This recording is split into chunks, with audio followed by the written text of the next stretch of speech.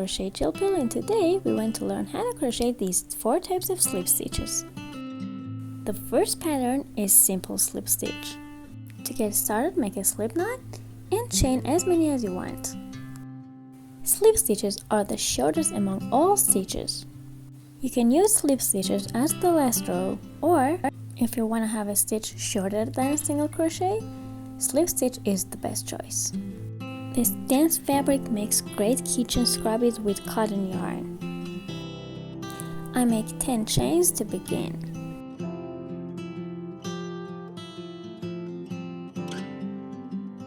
Insert your hook into the second stitch from the hook.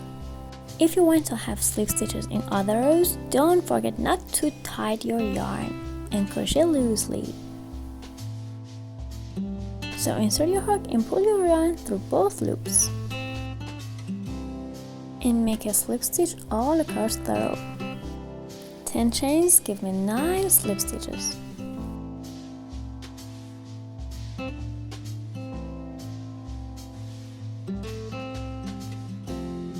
For the next row, turn your work, insert your hook into both loops, and make a slip stitch all across the row.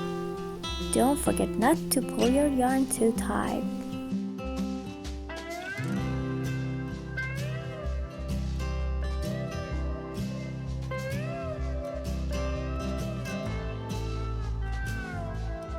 This is how your work looks like at the end. The next pattern is front loop slip stitch. This simple pattern makes a thin fabric that is great for hats. To begin, chain any number of stitches and crochet 1 row of slip stitch.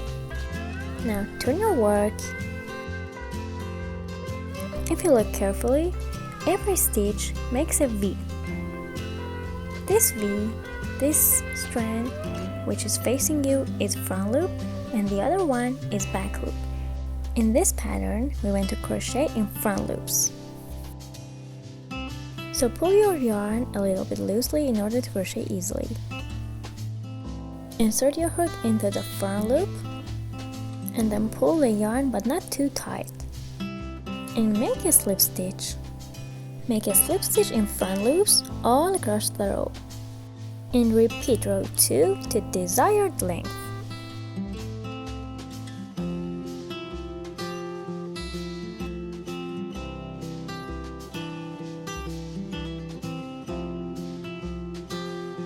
So this is how front loop slip stitch looks like. The next pattern is back loop slip stitch. If you're looking for a ribbing that very closely matches knitting, this pattern is for you. So chain any number of stitches, crochet 1 row of slip stitch, and make a slip stitch in back loops only. The back loop is the loop behind the front loop. And make a slip stitch in back loops all across the row.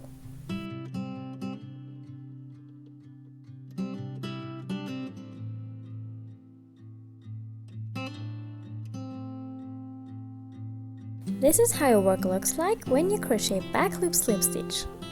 It looks like knitting. The last pattern is purl slip stitch. This pattern can easily pass for purl stitches in knitting.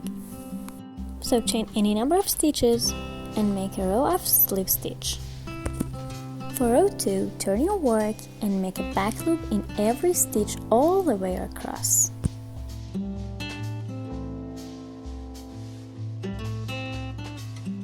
For row 3, turn your work and make a front loop slip stitch in every stitch all the way across.